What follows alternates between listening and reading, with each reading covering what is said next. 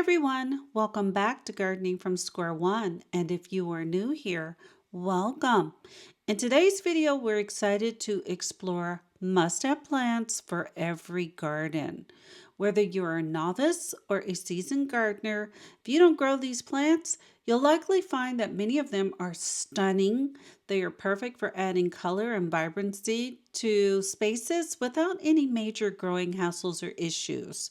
We'll highlight their unique benefits, care tips, and why they truly are must-haves for your garden. So let's get started. First up is asters. Now, asters aren't just pretty little vase flowers, although they definitely are, and they're great for cottage-style gardens. They are a low-maintenance garden superstar that is a perfect plant for beginning gardeners.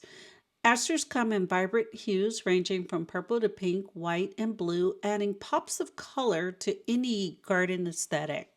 They're going to bloom in late summer to fall when so many other plants are finished for the season.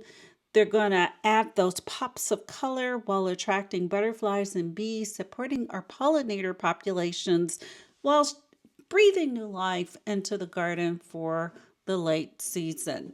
They make stunning cut flowers for arrangements, adding elegance to your home decor. Next is sedum, and first and foremost, sedum is known for its low maintenance nature, and it requires minimal watering and prefers full sun. So it is an ideal choice for those who may not have time for extensive garden care.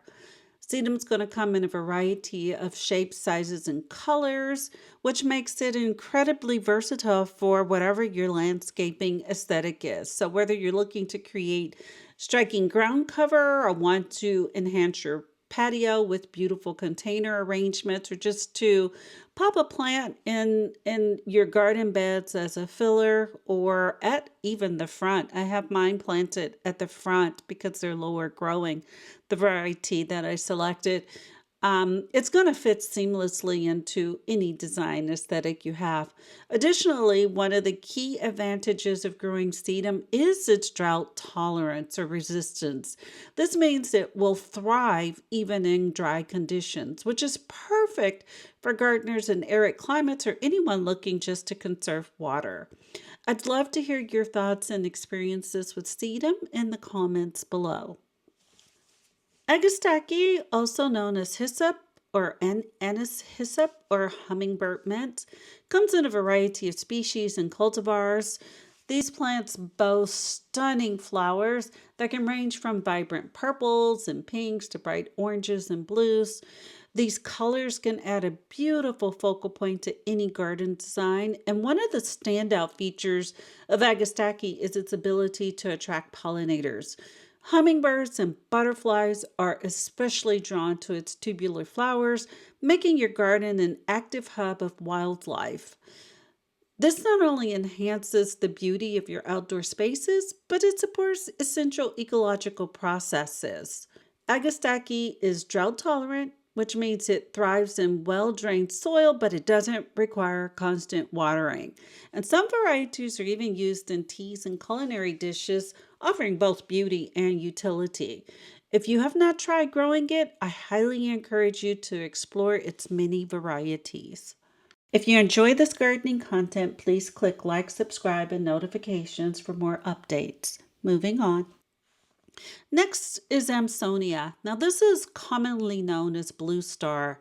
This stunning, easy care perennial brings both beauty and resilience to our garden spaces. This plant will have slender lance-shaped leaves that create a lush green backdrop throughout the growing season. And in mid to late spring, it's going to produce clusters of these star-shaped sky blue flowers, which is adored by pollinators like bees and butterflies. These gorgeous blooms add a delightful pop of color to the garden aesthetic. Amsonia will thrive in full sun to part shade, making it versatile for various garden designs. And once established, Blue Star is relatively drought tolerant, though it does appreciate regular moisture during hot, dry spells. Next is Karaopterus, and Karaopterus is a major pollinator attractor, especially bees and butterflies. So if you're looking to support local wildlife in your garden, this could be an excellent choice for you because you'll love the activity it brings as these beautiful creatures flock to its blossoms. Additionally, Caryopteris is quite drought tolerant and it thrives in well drained soils, which means it's low maintenance and excellent for water wise gardening practices.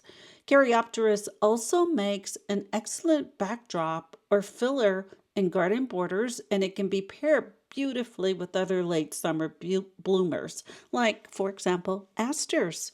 Its attractive structure and color make it a striking addition to any landscape. The last plant on the list is Salvia.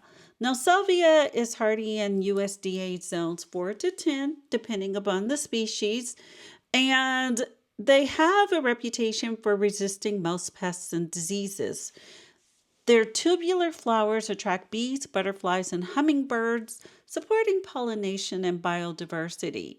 Species like Salvia nemorosa and Salvia guarantica are especially drought tolerant, making them ideal for water conserving gardens and xeriscaping. Salvias will thrive in a variety of soils, including poor rocky ones, and their deep roots are great if you have a slope and you're trying to prevent soil erosion. It has a strong scent that deters pests like deer, rabbits, and some insects, making it a great companion for vegetable gardens or vulnerable ornamentals. The blooms come in a range of colors, so blue, purple, red, pink, and white. And these blooms often occur quite profusely from spring to fall, depending upon the species, of course. Many salvias bloom for months with minimal deadheading, providing consistent color and structure throughout your growing season. They're also celebrated in ornamental gardening, with many hybrids winning awards for their beautiful blooms, plants, and performance. If you watch my videos, you know that Salvia Mystic Spires Blue is one of my favorites. It is also one of the hybrids that has won awards for its beauty and performance. Well, I hope you found inspiration in today's video and feel ready to add some of these amazing plants to your garden if you do not grow them already. Please do not forget to like, subscribe, and comment below with your own gardening experiences or questions. Thanks for watching, and I hope you have a great day in your garden. Bye.